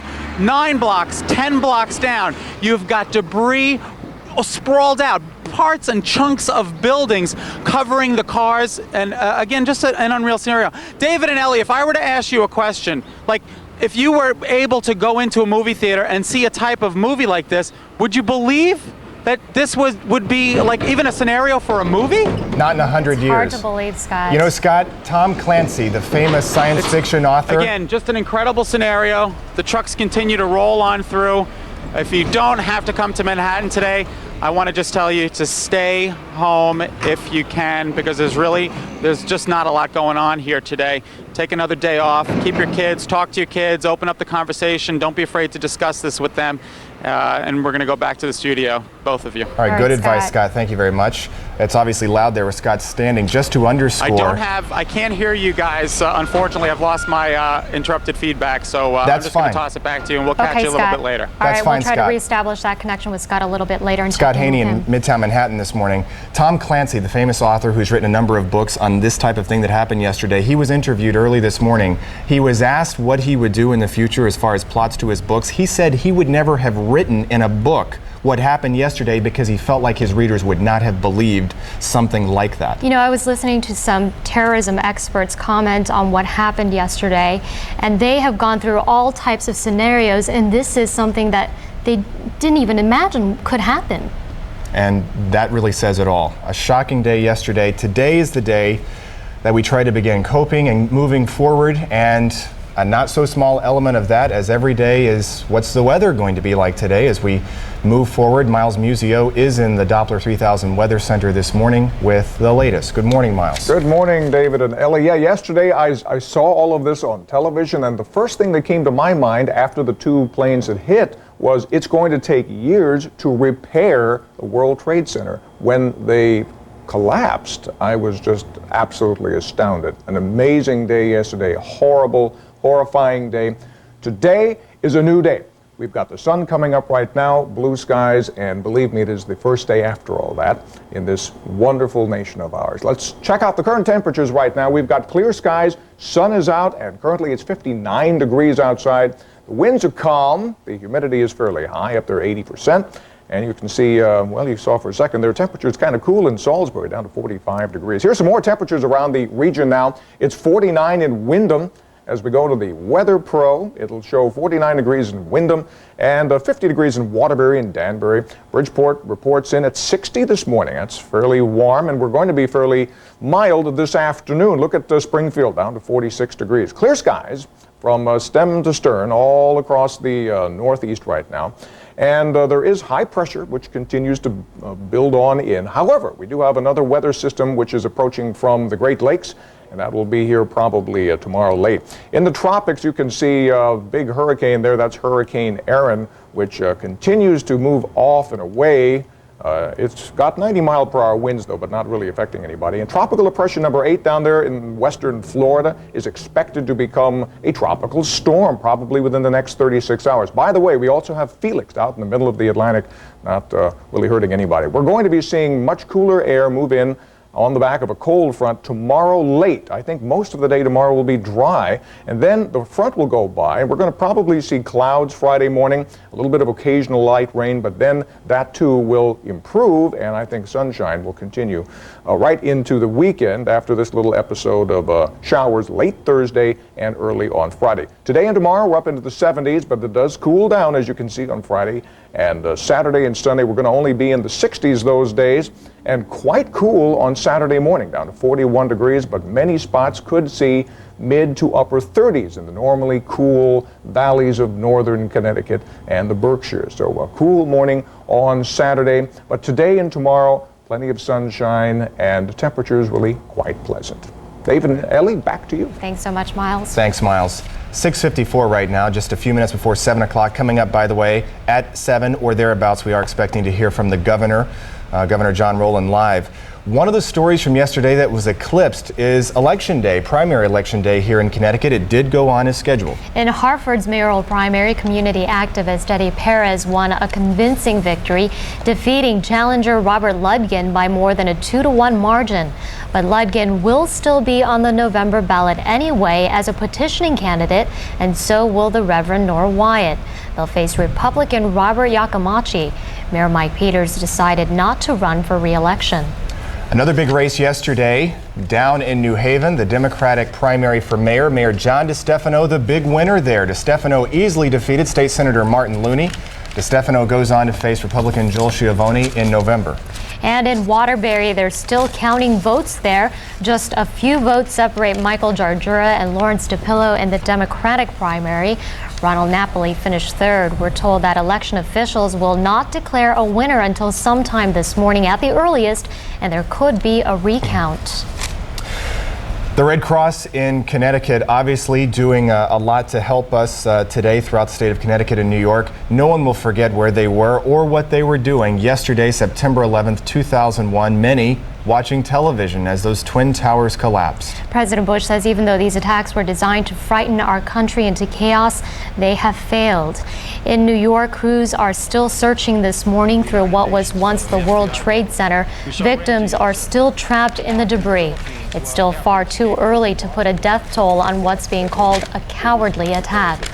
Of course, all our prayers go out to the families and to the victims this morning. It's frustrating being limited on information as we are, but we will be here to provide as much information for you as we can throughout the day today as information comes in, and it certainly will.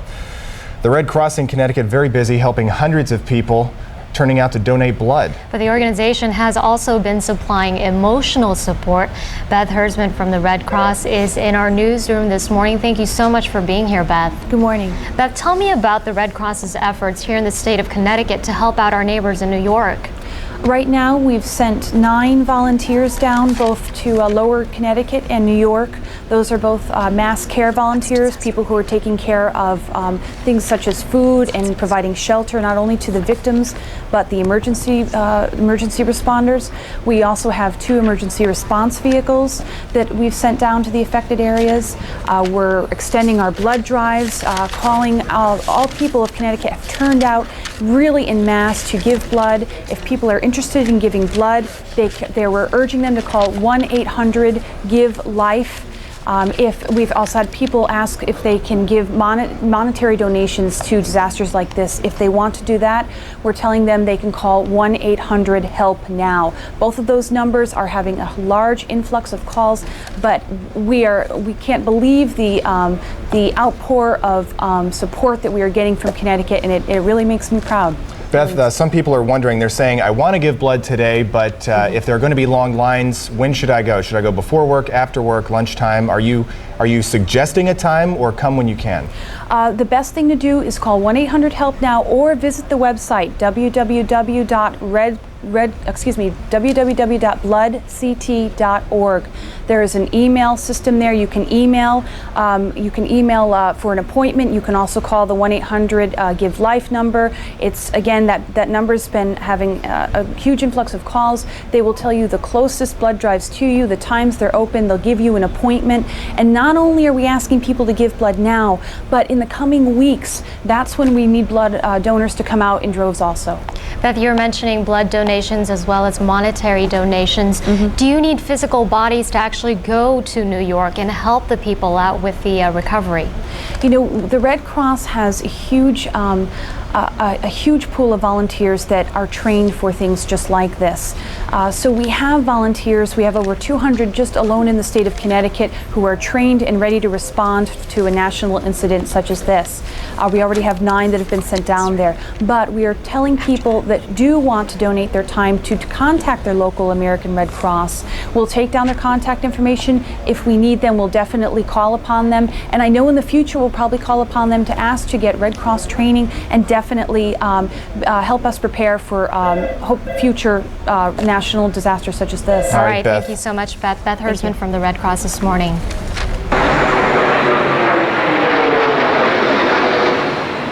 New home video just into Channel 3 this morning captures the violence and shocking suddenness as a hijacked jet crashes into the World Trade Center yesterday morning. That was the first one, not the second one from yesterday. Video of the very first plane. Here we are 24 hours later. The search and rescue effort is just beginning. Good morning, everyone. We are coming up on 7 o'clock, the day after a horrible day in New York and Connecticut and nationwide. Now, across Connecticut and across the country, Americans are waking up today to try and go back to something resembling a normal life. It is very difficult. One of the headlines from the newspapers today, the Boston Globe, a new day of infamy, which is what we're facing today. Also, act of war, some of the other headlines. It's that kind of day. It's been almost 24 hours since the worst act of terrorism this country's ever seen, but already people are coming together to pull through and help out however they can. In New York City, rescue crews will continue to search the rubble from the collapsed World Trade Centers this morning in hopes that survivors from the crash will be found. Mayor Rudolph Giuliani yesterday said an estimated 7,000 people were accounted for after 2 hijacked planes hit the towers. Obviously, yesterday, one of those hijacked jets hit the Pentagon. Up to 800 people killed in that. Let's get the latest live from Jennifer Jones. Well, on this day after the attacks, information is surfacing that the intended target here in Washington was the White House, not the Pentagon. Still, the way in which the plane crashed left a gaping hole and claimed hundreds of lives. Now, nearly 24 hours later, smoke is still coming from the Pentagon. And this is just a part of the worst terrorist attack in U.S. history. This is the scene as crews continue to search for survivors and victims. A thick coating of dust covers the wasteland of twisted steel and rubble, the remains of what was once a shining symbol of America. Just yesterday, the screams of panic and faces of horror were like scenes from a movie. Real-life terror as two hijacked airliners carrying scores of passengers slammed into the Twin Towers of New York's World Trade Center. Chaos. It's just chaos out here, it really is. So the Twin Towers fall. It's amazing. It's crazy. Meanwhile, in Washington, the Pentagon also came under attack when a third hijacked plane crashed into the sprawling military complex, killing as many as 800 people. And yet, a fourth hijacked passenger plane was reduced to rubble after it crashed south of Pittsburgh, a final blow that may have spared the presidential retreat of Camp David, the alleged target. In the aftermath, President Bush made it clear that justice will prevail for those who are responsible. We will make no distinction between the terrorists who committed these acts and those who harbor them. Back in New York, emergency crews are working at their grim task, while the full extent of the damage and loss of life remains unknown. The heart of America has been changed forever. Rescue workers have set up a makeshift morgue outside of the Pentagon as they bring bodies from the debris. Meanwhile, sources say the FBI is searching sites in Central and South Florida where information has turned up, placing supporters of Osama bin Laden on the crashed jets. That is the latest live from Washington. I'm Jennifer Jones. Now back to you. All right, thank you so much, Jennifer, for that live report. Thanks, Jennifer. Still ahead, information on blood drives. We're going to have phone numbers to check on the Pentagon, also phone numbers for the airlines, plus the latest on getting in and out of New York. Lots of things to talk about for today and this morning. Right now, though, Governor John Rowland is getting ready to address the state from the Office of Emergency Management. And Channel 3's Kara Sunland is at the Armory in downtown Hartford, and she joins us now from there with the very latest. Good morning, Kara. Good morning. I should tell you the governor has not yet arrived, although he was supposed to, at least we were told, speak at 7 o'clock. We're now told he's arriving any minute and that he will have to be briefed first in the fish tank by his commissioners. So we will wait here for his address. Though we have heard the theme of his speeches have been that he wants people to pull together and be there for New Yorkers. If we could look at some of the video that you can see just over the box of me, the pictures are still chilling, and we're starting to hear some of the stories, like the Easton man who was on the telephone with his father on the cell phone saying, "Oh my God, I think this plane is being hijacked," just before his plane crashed into the World Trade Center. These are the kind of things that are starting to make this story hit home among all of us here and all of us out in the public. The governor, for his part, has promised any kind of help. He has 20 pieces of heavy machinery sitting on the state line ready to go into New York to help with the rescue effort. Our hospitals are open to all those who need him, and he is calling on people to donate blood and be strong for their neighbors.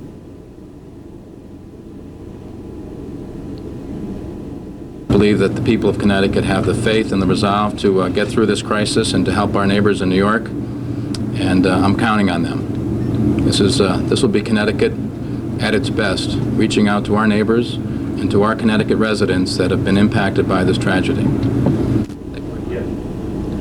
Yesterday, the governor spoke from Stamford train station. He had arranged for several buses to help pick people up who were coming in from New York. As we mentioned, 28,000 people commute there every day on the trains, let alone on the highways. Today, he wants things to be a little bit more normal. Again, all the state offices are going to be open, all the federal buildings, the courthouses, and he's encouraging people to go back to work and school and show that America can stay strong even after something that has shaken us so badly. Last night, and his basic theme was, our schools are safe, go back to school today, go back to work, and let's get on with business. He has assured us that the FBI has been monitoring Connecticut and that at no time were we under threat. He has reiterated over and over again that Connecticut is safe. All right, thank you so much, Kara. Kara Sunland, live in downtown Hartford, and we'll check back in with you when the governor arrives. Thanks, Kara.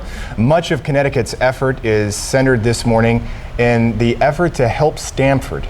Some of the wounded were brought from the city to Stamford Hospital, and this morning, volunteers and others going into New York City are gathering there. Channel 3's Kevin Hogan has been in Stamford all this morning. He joins us now live again. Good morning, Kevin. Good morning, David. Good morning, Ellie. From this vantage point here, it appears there are fewer rail commuters heading into New York today. Obviously, coming out of New York City yesterday, Stamford is the first major stop. And here in Fairfield County, the local hospitals were ready to care for the injured. Best assurance for those who returned home last night were the welcoming arms of loved ones. That scene repeated over and over. Nearby, the National Guard stood ready to assist with help from a command post set up by the Office of Emergency Management. At Stamford Hospital, trauma teams provided aid for several of the injured, including Lenore Lloyd, who witnessed the catastrophe from nearby at Chase Plaza. Fragments of debris lodged in her eye. I found my way blindly. I was like blind. I was covered. The people saw me when I went into the church. They probably saw this woman came from a grave. I was just like covered with this white stuff. And one other note here from Stamford, we understand there are counselors ready and available at both the local hospitals and community centers to help those cope with which was for them a real living nightmare. Dave, Ellie? To say the least. Thank you very much, Kevin. Kevin Hogan live this morning in Stamford. Now, hundreds of firefighters were killed yesterday while they were trying to save others at the World Trade Center. In a show of solidarity, 22 Hartford firefighters have packed up and driven down to New York to do what they can to help. Before they left, the chief warned them their jobs will be hard. Where you are going, you're going to see, I'm sure, thousands of people have lost their lives. Hundreds of them will be your brothers and sisters in the fire service. It is not going to be easy on you. I want you to keep yourself safe. Hartford firefighters brought a ladder truck and rescue equipment. An EMS coordinator from Hartford Hospital is also in New York City this morning helping out. The Connecticut National Guard is also sending help to New York this morning. We're told more than 60 medics are headed to Manhattan in 37 military ambulances called boxes. The convoy is staging in the Stamford-Norwalk area. Now, many of you are probably wondering what you can do to help, and the answer is give blood. The Red Cross is sending out an urgent call for blood, and that need is certainly going to persist not only today, but in the weeks to come, as hopefully more survivors will be found. Many in Connecticut lined up to answer that call yesterday. Close to 500 people crammed through the doors of the Red Cross in Farmington to donate blood or ask how they can help. A list of blood drives in Connecticut today is available on our website at WFSB.com, or you can call the Red Cross at 1-800-HELP-NOW. And the local Salvation Army is also accepting donations of non-perishable goods. For more on that, call 1-800-SAL-ARMY. Now, this is not the first time the World Trade Center has been a target of terrorism. Our own Scott Haney was working at the top of one of the Twin Towers when it was bombed by terrorists back in 1993. Remarkably, he was blocks away yesterday in Midtown when the horrible event happened yesterday. Scott, you're live again this morning from Midtown, right? Yeah, it's pretty incredible. Well, actually, we're a little bit further downtown. We're on the corner of 6th Avenue and West Houston Street, which is further into the Village area. Peter McHugh, our photographer, was out shopping this morning. He figured he's in New York City. He's going to get some postcards. I just want to show them to you because I think it's unbelievable. This is the first one. Okay, now, yesterday, less than 24 hours ago, these buildings, those two big ones right there, they were standing there. Go to the next one. Manhattan at night, it says the top of the world. These buildings are no longer there. None of the surrounding buildings will be there either, according to demolition teams, because they have been so destructively destroyed in the debris. Another one, nice long shot from Central Park here. Got the Twin Towers in the foreground. Looks like a beautiful, beautiful day. Here's a shot from Statue of Liberty, and you've got the Twin Towers. It blows my mind to think that these buildings in about 20 minutes came down. Come on in, I want to talk to you. What's your name? Richard. Tell me, when you saw these postcards, what did you think? I couldn't believe it. Where are you from? I'm from right here, the Bronx.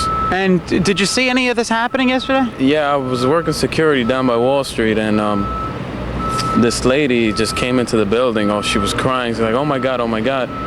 And so me and this other security guard, we stepped outside, we looked up, and what it looked like, it was just a fire. So he went back in. I started to walk towards the buildings until I got a good view of both of them.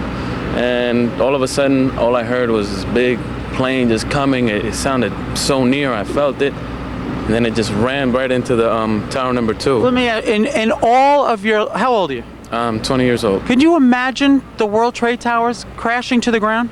I'm telling you, I've never seen that. All I thought was a movie, but it's completely different from that because it's real. You know, you feel it. And it was incredible. I don't know what to say. Thank you for talking to us. We really appreciate it. That is basically the sentiment of residents, people who have lived in Manhattan their entire lives. We're looking up at a skyline where, from our vantage point, you would normally see the World Trade Towers. They're not there anymore. And I know I just keep saying it over and over again, but it's just surreal. People yesterday, I'm on 2nd Avenue, and I was reporting live from there, 20th and 2nd Avenue. There was a van moving down the street with a bullhorn. Please give blood. I'm like, am I in the Depression? Am I in the world? Are we in a world war here? What? It was just unbelievable. Food cartons. Behind us, there's a park. It's used for children and adults to play basketball. It is now filled with Poland Spring water to give the rescue workers their food for the day. And every park that I have seen has become either a parking lot for rescue vehicles or it is being stored and used for food facilities. So Manhattan, a very different flavor here. And even as you get further away uptown, either on the east side or the west side, I had an opportunity to rollerblade down the middle of 2nd Avenue yesterday because there was no traffic. And that's how I got around Manhattan yesterday on rollerblades, because there was no other way to get around. Subways were closed, no cabs. And it was just surreal. The people were all walking around saying, we live here. Could this really be happening to us? So David and Ellie, just quite an unbelievable scenario. Scott, you're a denizen of New York. It must make you proud to see all of these people who are coming forward to help out without giving it a second thought. Okay, yesterday, this brings a smile to my face, one of the many visions I saw. I'm rollerblading home after, it was about 7:20, it was dusk, but you could still make people out. And out of the distance comes a doctor on rollerblades, stethoscope in scrubs, going to the hospital. And I don't even think she was going to her own hospital. And I just looked up and I smiled and she smiled and we both laughed and we said, we're New Yorkers, we're from Connecticut, we're from New England, we're gonna get through this, and we're gonna get through it together, and every single one of us can help in our own way, whether it's giving blood, talking about it, picking up a phone and calling a resident here, and or a relative or someone that you may know who is gonna be affected. Just keep the lines of communication open, because it's what's gonna be, you can't bury this, you have to open it up and talk about it in order for this to start to heal. That's a great story. Thank you so much, Scott. Scott Haney in New York City this morning. It's great to know that in the midst of tragedy like this, people are really bonding together. Absolutely. It's really galvanized a lot of people. Now, as far as yesterday is concerned, a former Connecticut man we now know was on board the 2nd Boston plane that slammed into the World Trade Center, and in a cell phone call to his dad, he described knife-wielding hijackers, telling his dad, quote, "Something's wrong with the plane. Oh my God, they just stabbed the airline hostess." That's a direct quote from the man on his cell phone on board that plane shortly after the plane hit. His wife, his 2-year-old daughter, also among the victims. The man's parents live in Easton, we're His told. mother said that the only thing about that is that all of them went together, that all of them died together as a family, and that's the only solace that she could take from that. One of many terrible stories from yesterday. As Americans do try to comprehend the tragic, unthinkable attack, counselors across the country are being called upon to help Americans deal with their grief. Leanne Meldow is a grief counselor from New Britain General Hospital, and she joins us in our newsroom now. Thank you so much for being here, Leanne. Thank you very much. Leanne, we're talking about trying to get back to normal, trying to go back to our daily lives. What can we do to do that? Well, for children, you know, children become really overwhelmed and just become flooded with information on what's on TV and so forth. So in terms of that perspective, because that's more of what I do is children and family work, is for parents to spend time watching TV with their kids, but also monitoring how much children are being flooded with. because they just can't take in and process. I mean, as adults, we're having a tremendously difficult time with this, and children just, they can't do it developmentally. But making this a real talkable issue. Children have strong feelings and emotions over it, and they need to connect with their loved ones and be able to talk about it. And if they can't verbalize it, you know, actually in conversations, that through activities, through drawings for younger children, writing stories maybe, or poems or songs, making collages, those kinds of things are ways that children can express themselves.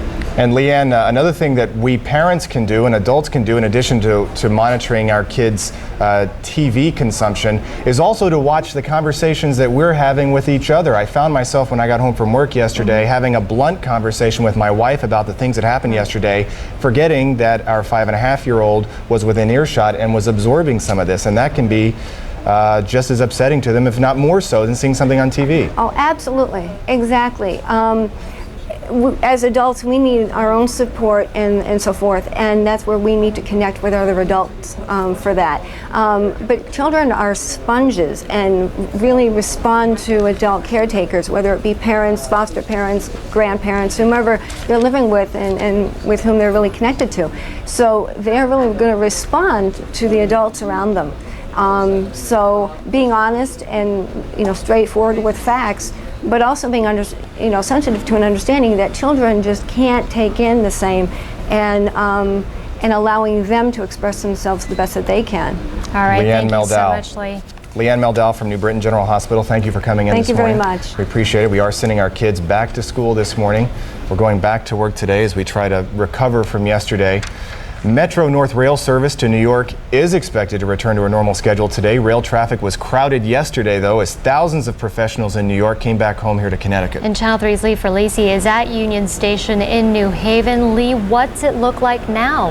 Ellie, it's just starting to pick up. There are more people coming in here, and I am told that the trains, Metro North and Amtrak, are running on or close to schedule on their normal schedule. But person after person that I spoke to this morning, they told me they are not going to New York. That's not their destination. They're getting on the New Haven line, and they're getting off at the stops along the way to go to work. Many of them expressed the shock and the feeling of helplessness at seeing these horrific pictures that we all saw yesterday of the World Trade and the Pentagon. One person that I did speak to who was heading into the New York City was very angry, and he said he was going today to send a message to the terrorists. I work in Midtown, New York City, and came out of the train yesterday with a lot of people who were bloody and encased in soot, and I'm going back to work today.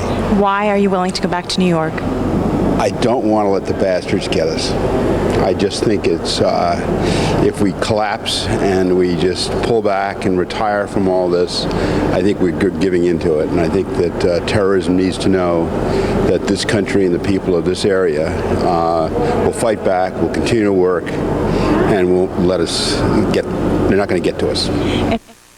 A very strong statement from that lawyer, Edward Meyer. I also spoke with some of the ticket booth people here at Metro North, and they said the 5th train was about to go out this morning at about 7:15, and that they had only sold 10 to 15 tickets to go to New York. Normally, by this time of the day, they've sold about 300. Back to you, Ellie and David. All right, thank Lee. you so How about much, that Lee. statement from the attorney? That was pretty powerful stuff, huh? Absolutely. He was so angry, and he did not want to let the business of the day stop. He wanted to show them that we are Americans and that we are going to continue to stand strong and keep rolling. One of the polls taken overnight, Lee, shows almost 90% of Americans see yesterday as an act of war and would support some type of action, and that seems to echo his sentiment there. Absolutely, and the politicians that I spoke to yesterday, our Connecticut delegates, all of them echoed the same sentiment, that they feel this is an act of war and that we need to take very swift action.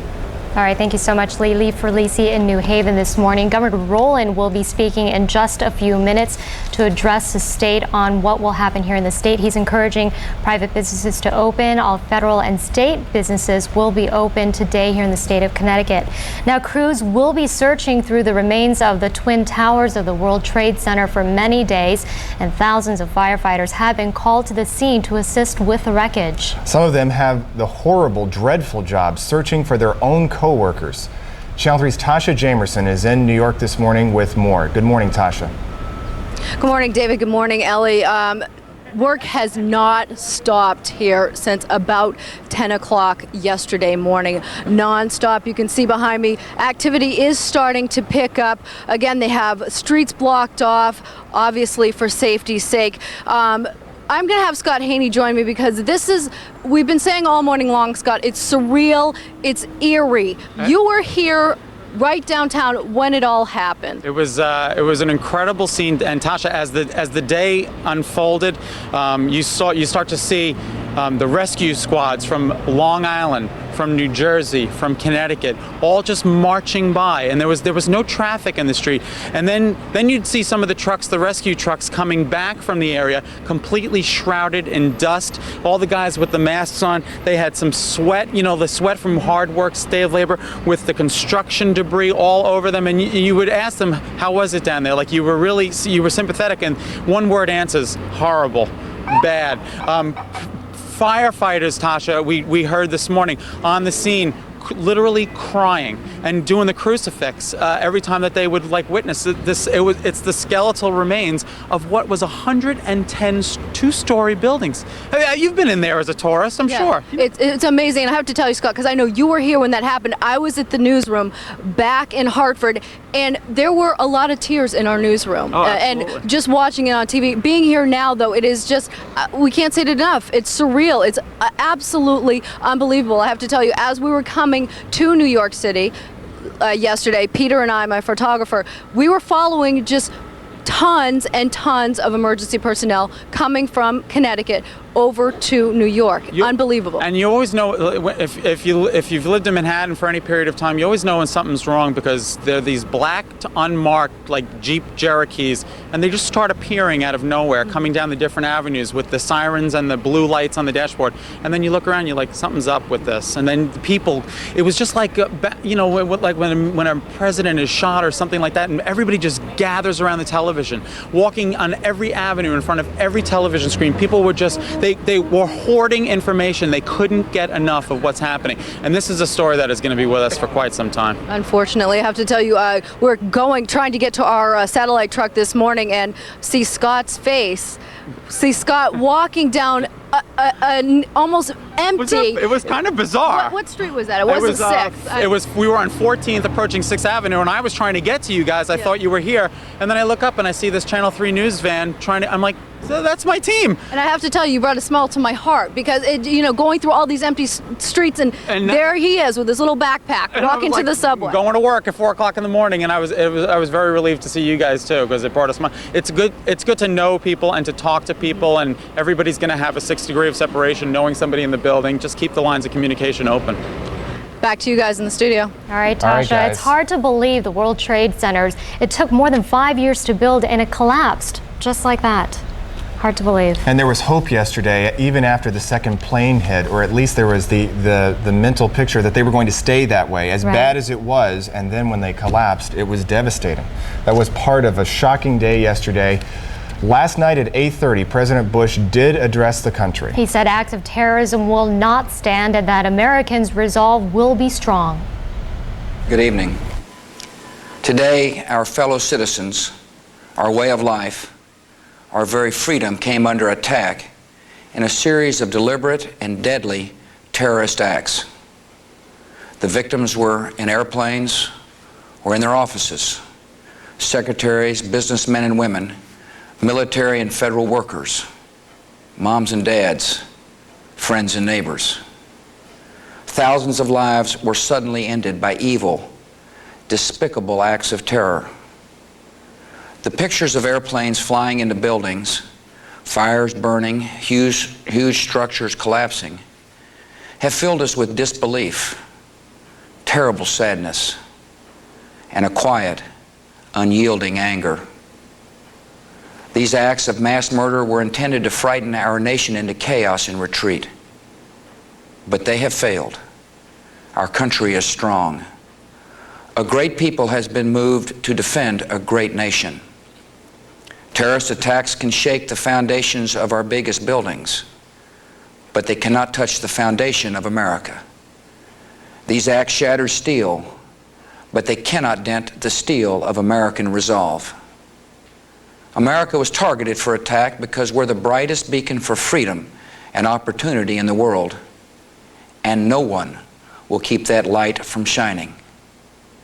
Today, our nation saw evil, the very worst of human nature, and we responded with the best of America, with the daring of our rescue workers, with the caring for strangers and neighbors who came to give blood and help in any way they could.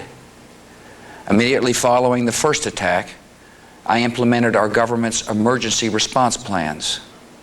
Our military is powerful, and it's prepared. Our emergency teams are working in New York City and Washington, D.C. to help with local rescue efforts.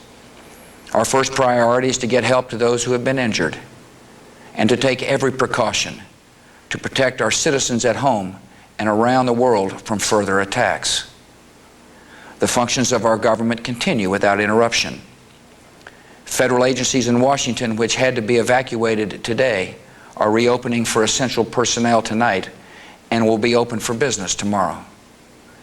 Our financial institutions remain strong, and the American economy will be open for business as well.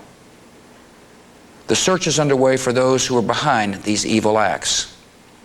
I've directed the full resources of our intelligence and law enforcement communities to find those responsible and to bring them to justice. We will make no distinction between the terrorists who committed these acts and those who harbor them. I appreciate so very much the members of Congress who have joined me in strongly condemning these attacks.